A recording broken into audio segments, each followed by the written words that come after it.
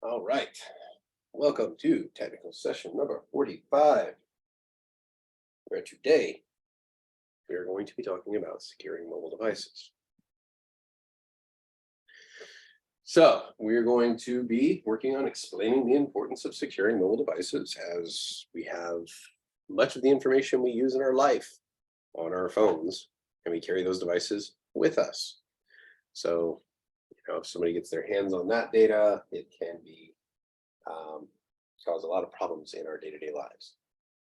Describe several best practices to securing mobile devices. We're going to talk about some policies and procedures related to securing mobile phones from an enterprise standpoint, and we're going to be getting into some pitfalls of securing mobile devices as well. So for this particular technical session, the behavior skills and mindsets we want to keep in mind are adaptability and future orientation. Because as we know, the industry is constantly changing. We can't change the winds, but we can adjust our sails. So we have to be able to adjust and move and adapt, so to speak, as the industry changes, so that we can better keep up and be more successful within it. Also, future orientation. We need to have goals stepping into the future. That's why many of us are here. We want major career changes. We want to leg up in those careers. We want the certifications to give us the best chance. And when we understand that the actions we are taking today, be it putting in the work or saying, I'll do it later, those things will have an impact as to our ability to succeed going forward to meeting those goals. Whether you want to be a junior admin or a programmer or a network engineer or cybersecurity professional, what have you. What we're doing right now is laying that foundation. All right, so mobile devices, these things that we carry with us everywhere we go,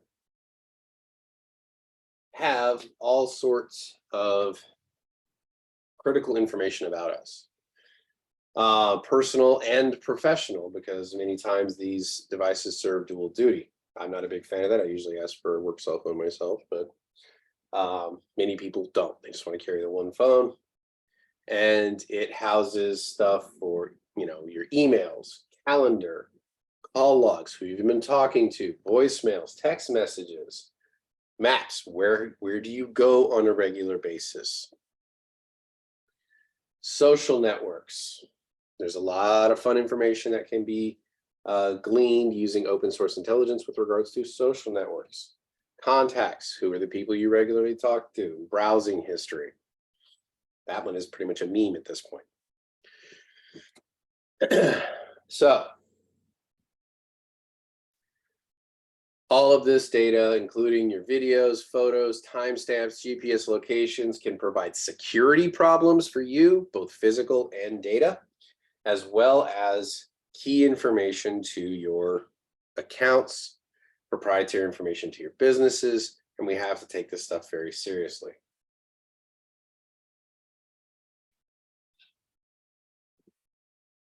So today we're going to be talking about some methods we can use with regards to securing these devices, and again, creating those layers, because there is no perfect solution. We have to balance that convenience versus security, but create layers to make us a less appealing target than the next person. So some of the ones we're going to talk about: screen locks, remote wipes, locator applications, remote backups, and so on and so on. So first, fingerprint lock and face lock. It's one of the most basic security measures that you can use.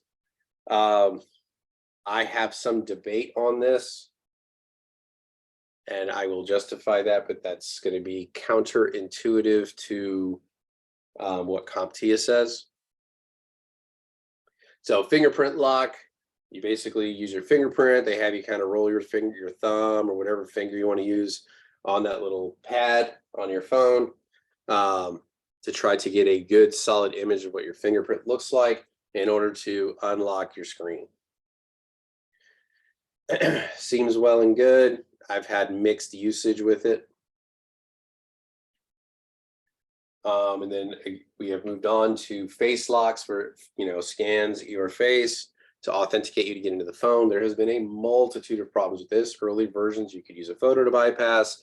Then it was basically anybody who looks even remotely similar to you. And now, even to this day, close relatives can unlock your phone because they're only using so many markers on your face. But at least they've made it to where you have to be paying attention, like looking at it, and then you have to move your face slightly so that they can make sure it is a 3D image.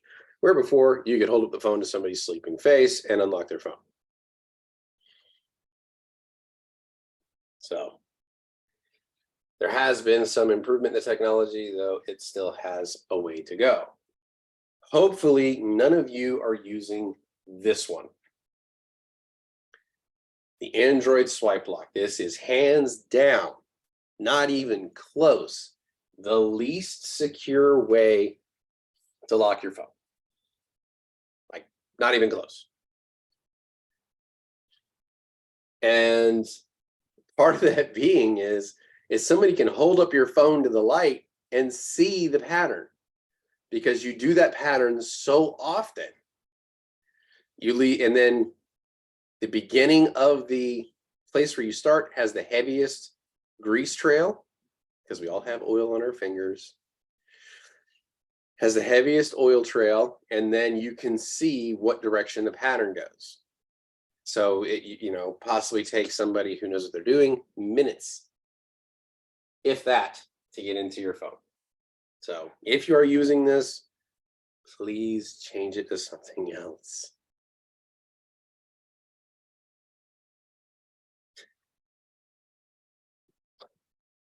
All right. So swipe look. Passcode lock.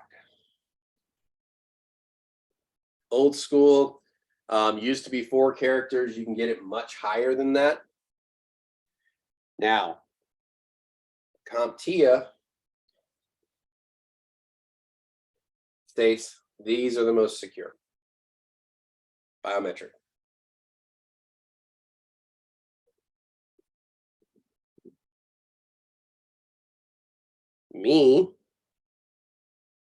From where I'm coming from, it is much easier to hold someone's finger on a phone or hold the phone up to their face than to get them to give you a passcode. So in their mind, they say the biometrics are more secure. In mine, I rely upon the passcode. So you can determine which one is best for you or which one you want to use. But that is my argument. It is much easier for somebody to use physical force to put their finger on your finger on there or your face, rather than force you to give them a passcode. The face is more convenient, so it's less secure. Yeah.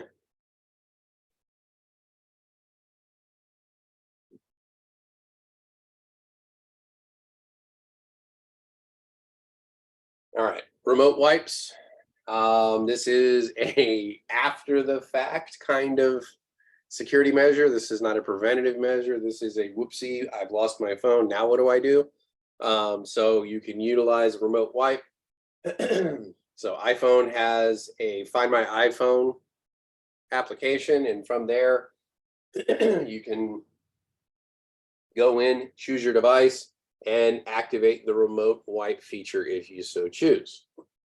So it's relatively convenient. This basically deletes all information off the phone. And then if you have the identification number off the back of the phone as well, what do we call that?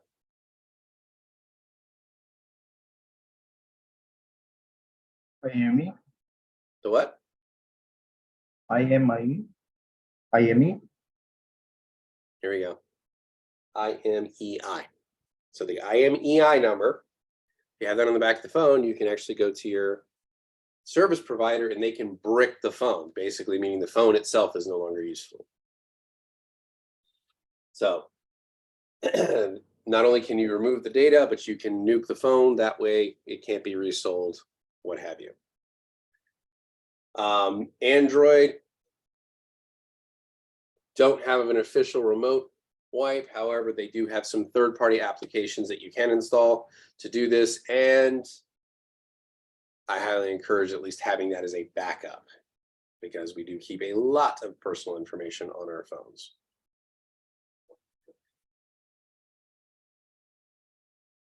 So remote wipe. Locator applications. Same as the remote wipe function for the Apple. It's the Find My iPhone. You go ahead and you activate it and it'll tell you exactly where your phone is located. So you can tell if your phone is at least in the same building you are versus, oh, I may have dropped it or somebody may have taken it, what have you. Thankfully, I've only had to use this one time and was able to recover my phone rather quickly. But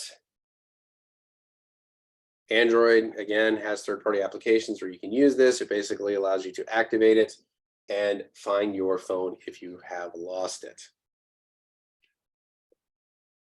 And if you wish, you can send a message to the device offering a reward for its return, or remote wipe it.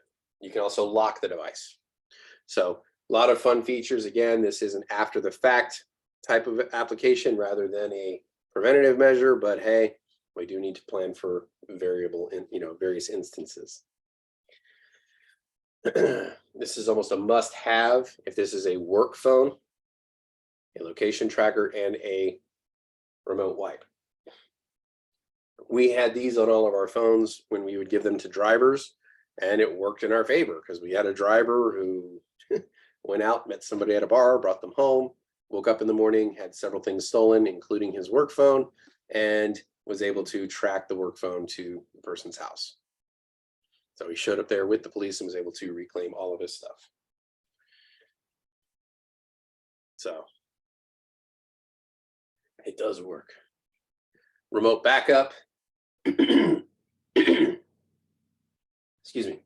Backing up the device can be done, by connecting it to your computer and doing a backup that way.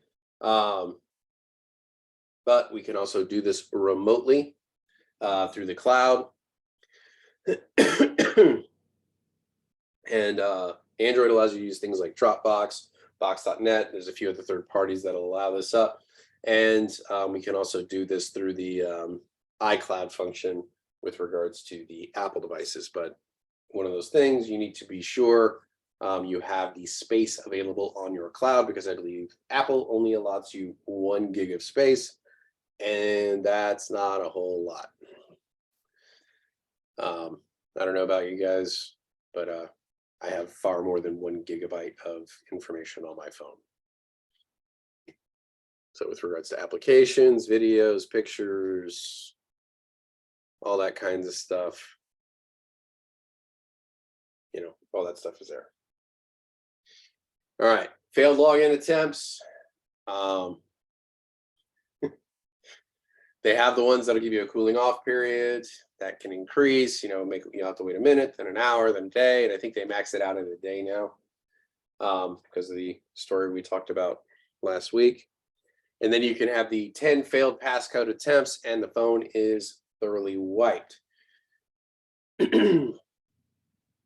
Now, I would only recommend this if you do not have kids. Also, if you are going to have this enabled, you need to do regular backups on your computer. That way, if it wipes it, you may only lose a day or two of information. So those are 2 things that need to be in place if you're going to activate this particular thing. So don't do it. Even if you have kids and you want to activate it just for additional security, make sure you have regular backups, at least like once a week or so, on your computer, so that if it does remote wipe, you can get your data back. Android does not have it built in, but again, third-party applications that allow you to do this. So one of the beautiful features of Android is, though they may not have a lot of that stuff built in, there's a lot of industrious people out there that have created a lot of these functions.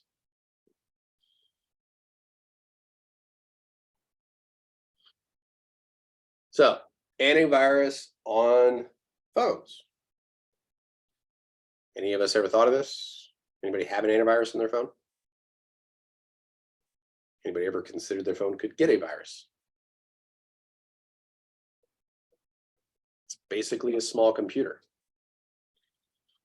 So it absolutely is vulnerable. So having some form of antivirus on there, highly beneficial. There's a few out there. There's some that offer like kind of a suite of applications. Like if you get antivirus for your computer, they'll give you like 5 instances of it, and some of it could be good for mobile devices. So Norton is an example. They have like Norton 360 or whatever, and they'll give you 5 devices. So you could put like one on your home computer, one on your work computer, your tablet, an e-reader, and your phone. And so you can have an antivirus on all of that, does all the scans, all that kind of fun stuff, protects your device, so you don't have to worry about it. A couple other options that are out there: Kaspersky, McAfee, and there's quite a few other smaller companies that have suites like that is available as well. Highly encourage having something like this as well as a VPN on your phone at minimum.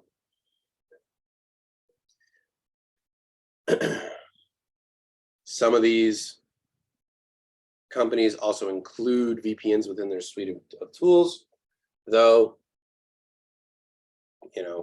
like Norton has one, I know, but I refuse to use theirs because they want deeper level access to activate their VPN than they should have. So I refuse to grant that. But again, we have to find ways to protect our data and create layers. So antivirus, anti-malware, do regular scans on your phone, backups, keep your apps up to date. I know we all know these people that you go and you open up their phone and we see their app, or we see their app function, and it has like 67 updates, 93 updates. Every app on their phone has not been updated in the last year and a half, what have you.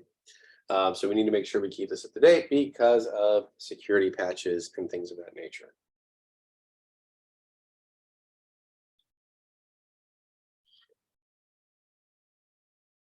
And we just played right into this. Patching and updating our operating system. Operating systems generally come out on a pretty regular basis. I think Apple puts them out like about once a quarter, I believe. It's like once a quarter to about once every 6 months, they'll have a new service pack, but they do occasional hot fixes to take care of security issues and stuff like that. Android users, how often do they usually put out new service packs or updates for the operating system in the Android market, roughly? Is it like Microsoft, where they do it like every week?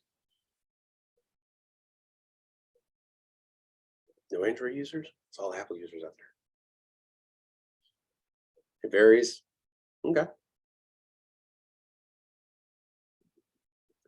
But just got to try to make sure we stay on top of these just for the security updates and stuff like that. Although I do recommend backing up your phone before you do the update, just in case the update does not play well with key applications that you need. So you can always roll it back to your previous version. Biometric authentication, talked about this a little bit, fingerprint scans, facial recognition, all that fun stuff. They thankfully don't have DNA readers on phones yet. There can be issues with both false positives and false negatives, as we have talked about that, but over time they are becoming better. I just think they are not really ready for prime time yet, just because, again, the fingerprint scan, I think they use only like 10 points of reference. Facial recognition, again, close relatives, children, siblings can unlock phones relatively easily.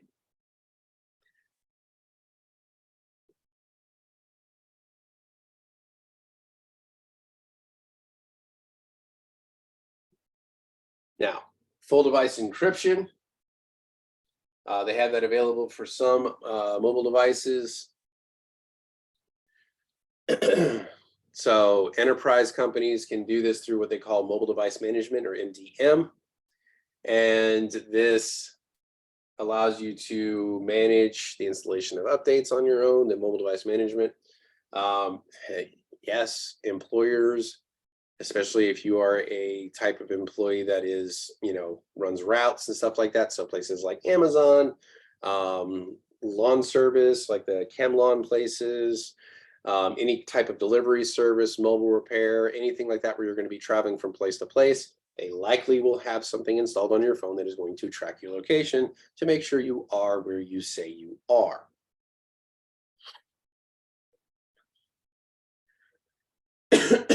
Also, if the phone gets stolen, it allows them to locate and remote wipe the phone. So it's one of those things. Many people get shocked when they realize that their employer is actually tracking them wherever they go. And if you look at your phone in one of the upper corners, if you see a little arrow on there, you're being tracked at that moment, be it by an application or what have you, all that kind of fun stuff. And almost every app that you install asks, do you mind if we track your location? And you sit there and wonder, why would Candy Crush need to know where I am? Crypto. Maybe. Of course, all those crypto apps require the KYC now, which is getting awful.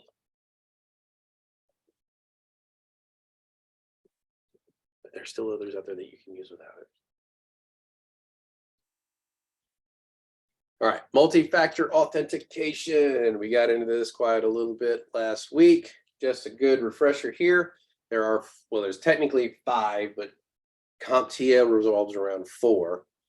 And we have to use at least more than one. So there's something username and password, your challenge questions, what's your mother's maiden name? What was the name of your first pet? Where'd you go to elementary school? What was your first car? All these challenge questions.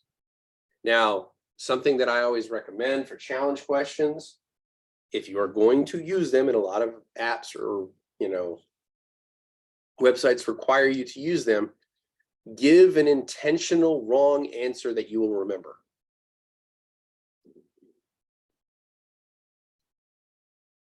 So like if they ask, what was the first car you drove? Give your favorite car. Something that you're going to remember. But if everybody knows you drove a 1984 Buick Skylar or something like that, that was your first car, then there's no point in using that because that's an easily verifiable or finding information. But you sit there and you put like, a 1963 Corvette Stingray. You've never driven that car, but it's one that you'll easily remember. So intentional wrong answers.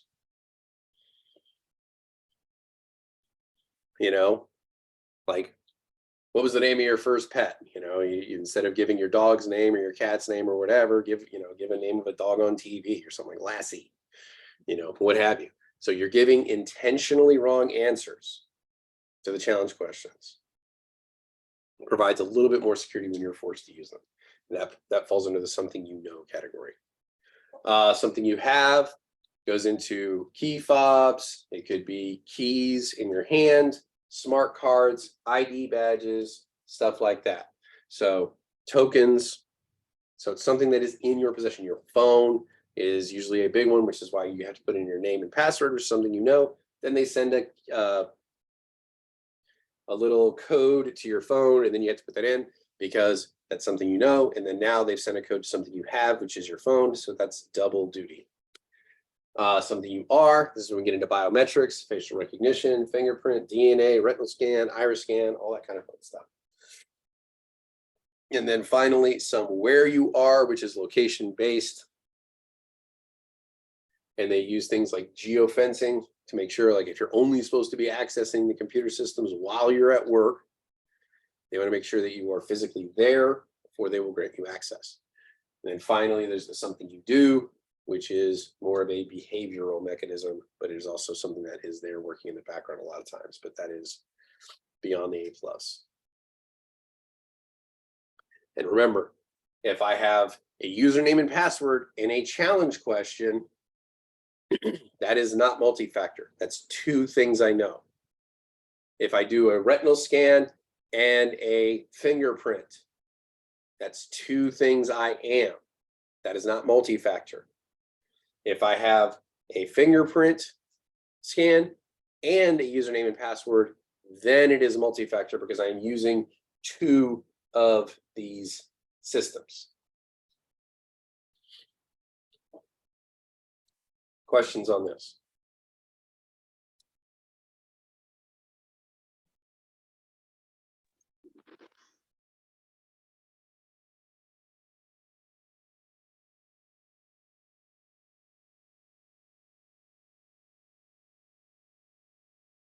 I had a girl in my high school drove a '63 Stingray, and my first thought was, why on earth would you give that car to a teenager?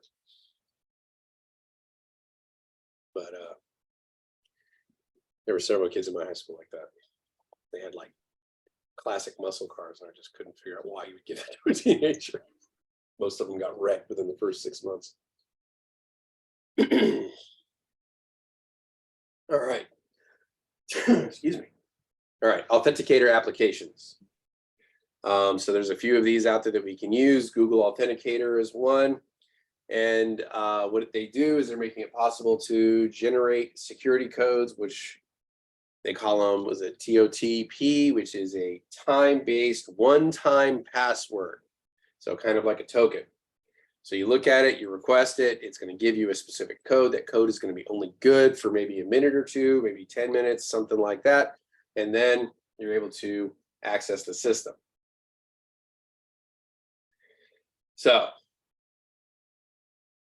basically going through the steps, in the setup operation, the site provides a shared secret key, the user over a secure channel, and that's stored in the Authenticator app. The secret key will be used for all future logins in the site, and then it will generate that time-based one-time password each time you need to authenticate yourself with the actual application itself. And this kind of works like a single sign-on for multiple applications. So if you have places like a bank or your crypto wallet or whatever, and they have plugins available for this, you can utilize this authenticator to get you signed into those rather than having to remember all the various different passwords. Firewalls. So usually the processors on mobile devices like phones or whatnot, typically not conducive to running a full-blown firewall. So they do have some stripped down versions, but even those stripped down versions are major drains on the battery. So we can use things like intrusion prevention, intrusion detection on the device as well. And unfortunately, though, it's going to cut your battery time significantly down, as well as processor capability. So not always the best option. I know they're working on some better ones for it, but as it stands right now, these aren't super good options with regards to security. But they are there if you have an extreme need for them. All right, trusted source versus untrusted source. We talked about this before. We have the App Store, the Google Play Store, and stuff like that. Those would be considered trusted sources. Untrusted sources would be like, Bob's Download Factory on the internet, things like that, where you would go, untested, unverified software, adding it to your phones. It's a lot easier to do this to an app, or excuse me, to a Android than it is to an Apple device. Apple has a tendency to go back and kind of clean these up and basically nuke these devices upon update, which is really fun if you have homegrown software in your office. But it does prevent a lot of spyware, malware, and stuff like that being uploaded to your phones by maintaining just using the App Store and Google Play because they are trusted sources. They're not perfect. Things do get through there. They don't catch everything, but at least there is some verification going on. Now, in a mobile device management system, you may make it so that they can't download anything outside of that store. And even so, you may limit what they are able to download while they're in the store.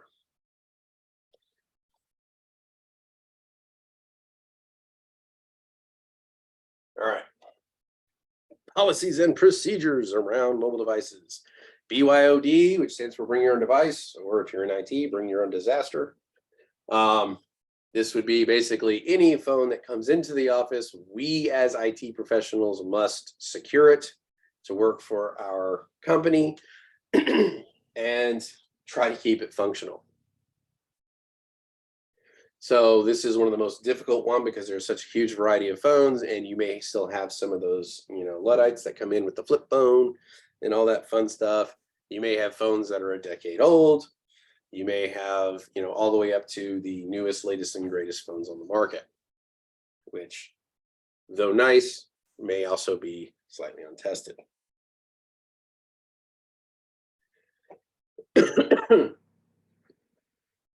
Now, one way to kind of combat this is using a enterprise mobility management system where you can limit what they're able to download and what they're not able to download. And you're sitting there thinking, well, it's my phone. Well, they're viewing it as we're putting our proprietary information on this phone, so we need to control what is on here. So if it's a jailbroken iPhone, it's not going to work. Again, this is why I often recommend people say, I prefer to be given a phone rather than use my personal phone for work functions. I like to keep things separate. But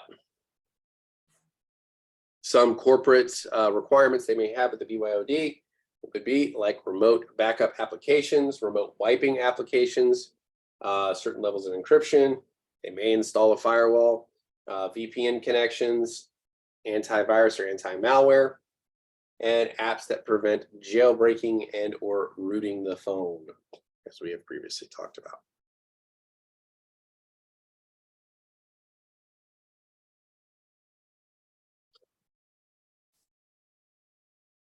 All right.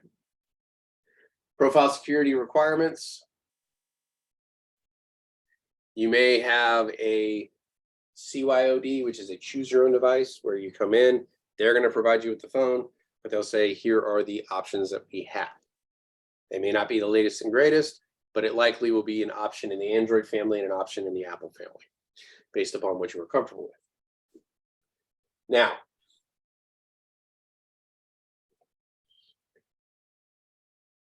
for the BYOB, they may, even though you're bringing your own device, they may have a minimum requirement in place that you need to utilize so that they're able to run their software on it. And then they will implement what else they need on there. And beyond that, you would have a little bit more control as an IT professional over your company employees' devices, and you would need to make sure all the settings and security options that you've put on there are maintained. Now, this could be something where they have to do regular remote updates, or it could be a case where, like my old IT department used to do when I was in transportation, they would say, go ahead and run these updates or don't run these updates. Because if they'll say, if you run these updates, it'll nuke our application and we won't be able to function. So they'll tell us, hold off for now, we're working on a hot fix, and then we would be able to push it out to everybody. So a couple ways to go about it. Jailbreaking. Those of you in the iPhone family, you may be fully aware of this. This basically takes off a lot of the protections that Apple has and allows you to use a lot of third-party applications, all that kind of fun stuff. Makes it almost like an Android in that sense, where you can use a lot more stuff with your phone. Only problem is you nuke any and all warranty you have at that point. So if you don't have a warranty and you're not worried about it, then, have at it. It is going to decrease the level of security on the device, but if you're not really concerned about that, then that's up to you.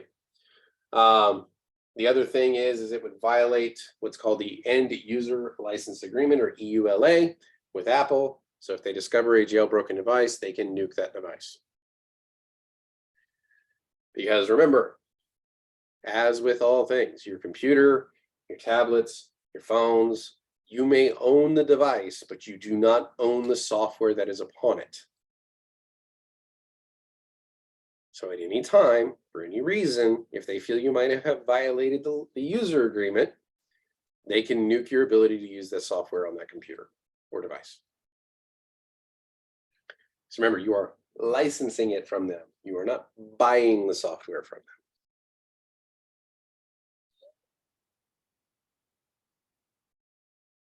Now, jailbreaking is the iPhone term. Android uses there's another term for Android called rooting. And that is more of a Linux term, as the Android uses Linux software.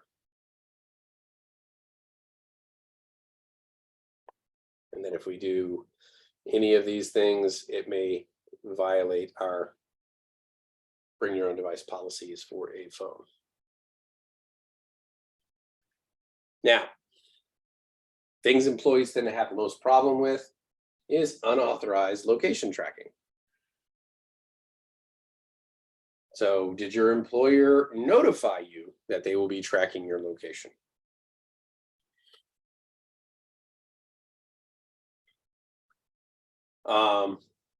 Are they tracking you on off hours? So these are a lot of the problems with regards to location tracking.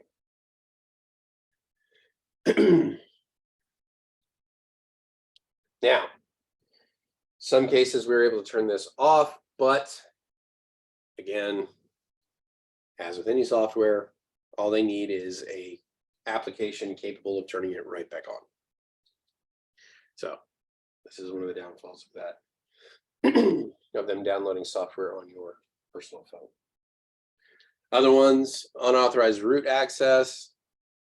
Are we granting our employers total control over our devices,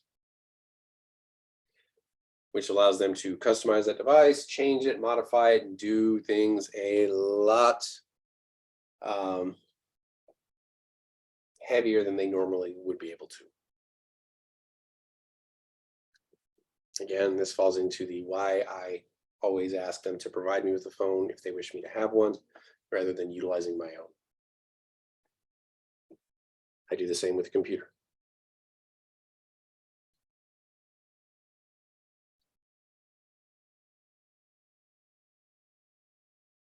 All right. Questions, comments, concerns, complaints, revelations?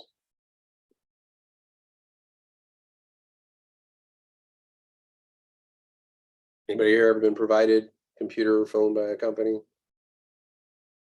Anybody ever have a company try to basically install their stuff on yours? No? Okay.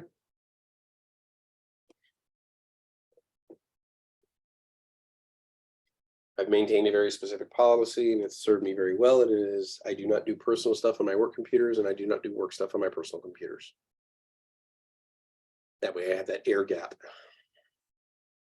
between them, and there is no crossover. All right.